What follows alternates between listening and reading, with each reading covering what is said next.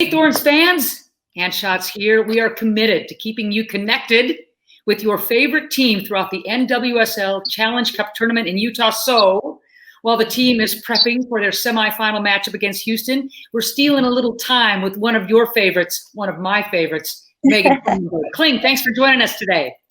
Hi, Ann. Thanks for having me. All right, let's get your take on the tournament so far. Loads of upsets in that knockout stage, round one, and especially yours against top-seeded and unbeaten North Carolina in the quarters. Walk us through prep and how that felt moments after the victory.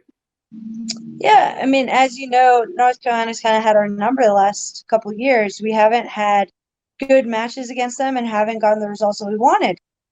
But this is a different team, and I've been saying it for months, and I don't think anyone's believed me.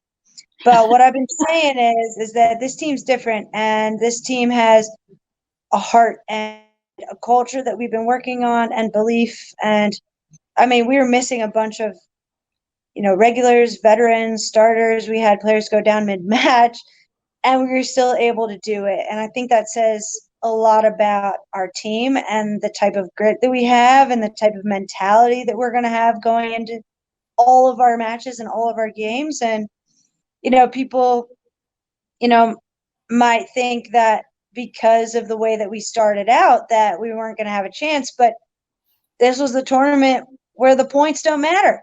It only matters when you get to the knockout rounds and whoever wins. And we knew that. So we used those games as a way to figure out what we're really good at, what we need to work on, and how we can beat other teams. What was really interesting to me, Kling, is to observe post-game thoughts, body language, effort, when on paper, you guys were the only winless team going into the quarterfinals. You were the 8th and final seed. The experts said not a chance against Carolina, and yet the body language of this club never changed leading up to the quarterfinals.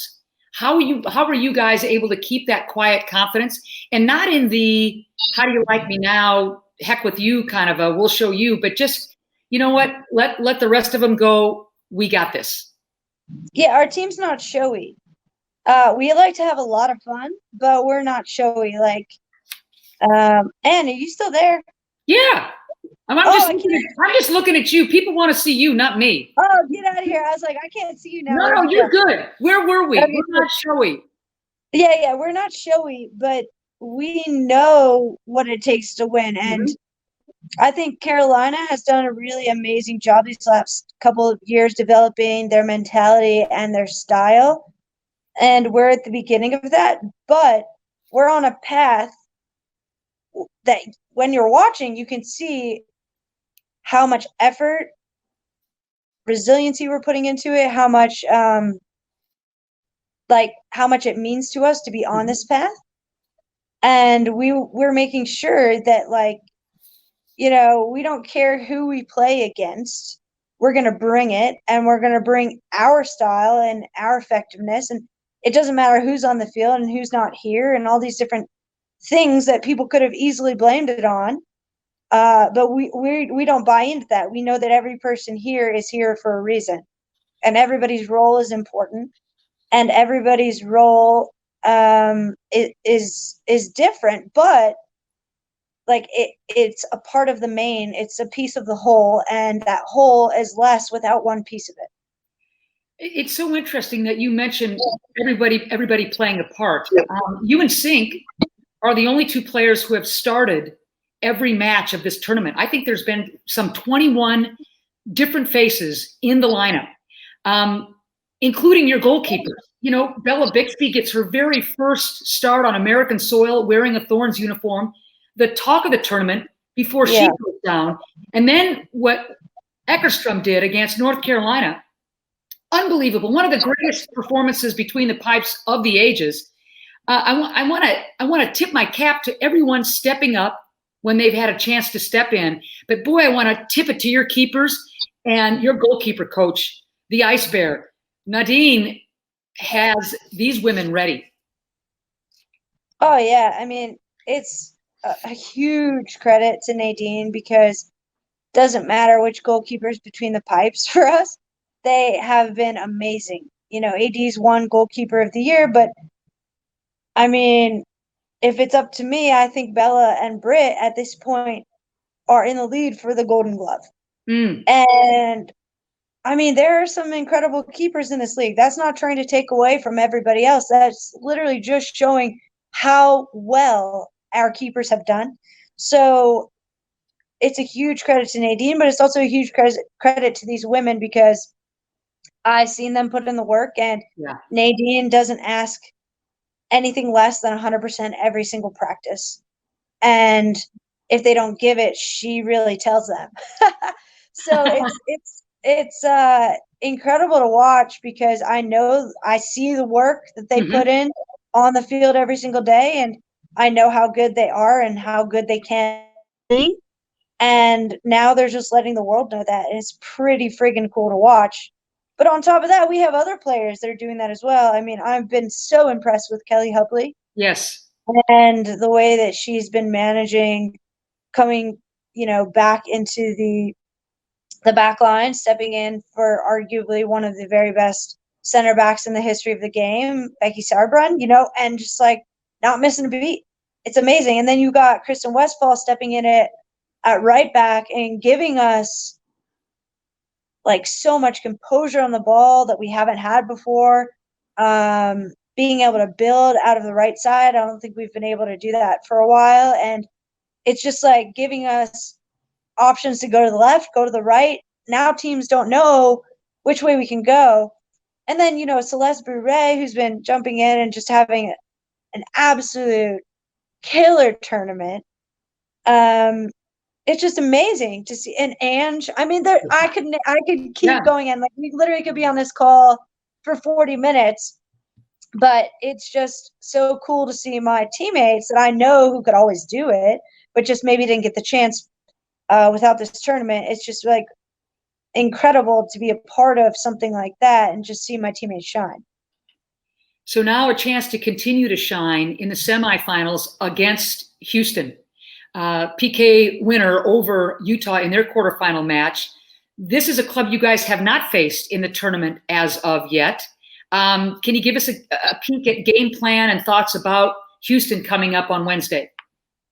Sure, of course. I think Houston's a great team. They work really hard. If you watch them, they're always working off the ball really hard, and they press to get it back, and they like to cause a lot of havoc. And honestly, they cause so much havoc that sometimes I'm like, I don't even know what shape they're in right now because they're like pressing all over the pitch. So they're definitely a difficult team to play against. Okay. For us, we're not going to change anything that we're doing. We know that when we do what we do really well, that we don't think any team in the country or in the world can step on the field with us. And that's not being cocky. That's just being completely comfortable and committed and brave in our style. So I think it'll be a great matchup because Houston will be the type of team that we really want to have the ball against and really want to play against. And they'll make it hard for us, but we need to stay 100% committed to what we want to do because we know if we do that well, that we have a great chance of winning. We've had the really good fortune of chatting with a couple of your teammates during, midweek breaks, if you will. First, it was Bella Bixby, then Morgan Weaver, and they've each been able to identify for themselves personally what life in the bubble has been like. So now, Kling, it's your turn. From the outside looking in, it looks like the league has done a really good job of setting you guys, all teams, up for success. But I'd love to hear what life in the bubble is like for Meghan Klingenberg, and hopefully she's jotting some of this down for the book I know is coming at some point. And you're so funny. Okay, listen. Life in the bubble actually is much better than I could have ever guessed. All right. I'm still very confused by this. But yeah, exactly. But it's been great. It's been great because like getting to connect with my teammates and play cards with them. And, the Thorns have done a really great job of bringing in things that keep us entertained and giving us spaces to, get away from soccer in. So in that regard, it's been really amazing. And then I guess just from a writing stuff down standpoint, Anne, Yes. I've kind of been on a learning journey lately, Okay. for the last couple months, and have really been investing in learning about soccer from a commitment, legacy, Hmm. leadership, Hmm. culture building standpoint. Um, and just like all kinds of different books around these type of topics. And it's been really interesting, and like I've been writing all of it down. This is Just like great. little This is tidbits awesome. here and there from, books or from practice or from meditation. So yeah, you'll have to wait for the chapters to come out, but this is just like a tiny preview of the bubble. Well, when you guys were launched into this crazy, you've almost been in your bubble in the Salt Lake area for almost a month now. And I thought if anybody is going to write about this or noodle about this or TED talk about this, it's my Oh, gal geez. Kling. I'm just saying, it's Yeah, immaculate. I like invested in a little journal. So I've Yeah. been writing stuff down. It's been really interesting for our team. At least it's been a blessing to have this much time together because we're a Mhm. new team. Yeah. So being able to be around each other and create connections and relationships that maybe weren't there before just because we don't know each other so well has Yep. been probably something that's made us much better. But I think, for other teams, maybe it might not be that way because they don't have as many new players. But to me, this feels like a full new Thorns team. Well, before I let you go with the bubble thing, we know the Riveters making a splash, sending you guys salt and straw ice cream. Have they? Yeah. Oh my God, Yeah. they're the best. Well, Like gee. I knew they were the best before this, but like, holy shit!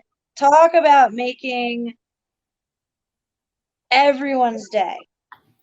I think almost all of it is like already eaten. Well, yeah. I thought that'd be gone like that. I'm wondering what they're going to pull out of their hat and sleeves next time. Oh my gosh, they seriously are the best. Like, no matter where we are or what we're doing, they're always making us feel loved. That's a pretty cool thing to be able to say, Yeah. because I don't think every fan base is like that and every community is like that, but the community that we have with our Riveters and our fans is second to none. And I mean, don't get me wrong, they do not have to get us ice cream for me to feel that way, but that was a great surprise. Doesn't hurt any. Yeah. Oh Okay. no, it's amazing. Okay. So one of the things that you're known for, and there's a lot, many things, but the dynamic cage rattling pregame speeches. Yeah. So Sinky said it was pretty special on Friday before the courage. You're lighting a bonfire and pour some gasoline on top. Love that. All right. So should we expect something good? Say it again. Just said. What now? What? I said that was the PG version. Well, Sinky was PG all the way because it was a live post game interview. Thank you. So did you bring it that game? And are you gonna? Well, of course you did. And you're gonna bring it against Houston? I got asked maybe 2 years ago to Okay. start doing the like Thorns huddle. Okay. And I felt like that it's like this really important role. Mm-hmm. And so, I would do the best that I could and all of these different things, right? But like I told you, this year I've been on a learning journey. And so I've really been trying to like button down onto, okay, what are the things that matter? What are the things that are most important? Let's get rid of all the things that aren't going to help us win and only talk about the stuff that will.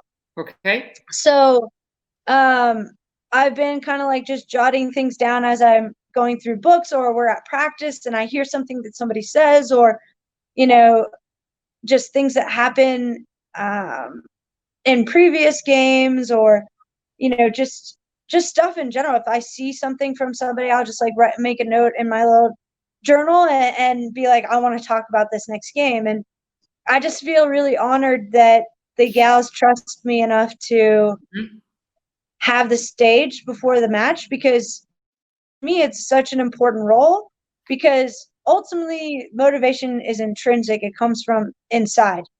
But sometimes we forget about that motivation, and somebody can remind you. And that's all I'm trying to do, is remind the gals how they are before we get out on the field. Remind them how brave they are. Remind them what our purpose is. Remind them, what we play for is bigger than just us. And so I guess, like, as long as they want me to keep doing it, I will. It's actually become, kind of legendary. And, the neat thing is you keep coming through and you keep topping the last one. So the expectation and the bar pretty high, young lady. So keep bringing the goods, right?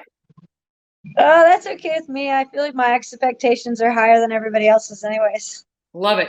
All right, Meghan Klingenberg, having you with us today, as always, a treat. Good luck Wednesday morning against Houston, and may you pick up another sublime assist along the way. Thank you very much, Kling. Yeah, baby. Thanks for taking the time, Kling. Thanks, Ann. It's always fun to chat with you. Cheers. Over and out.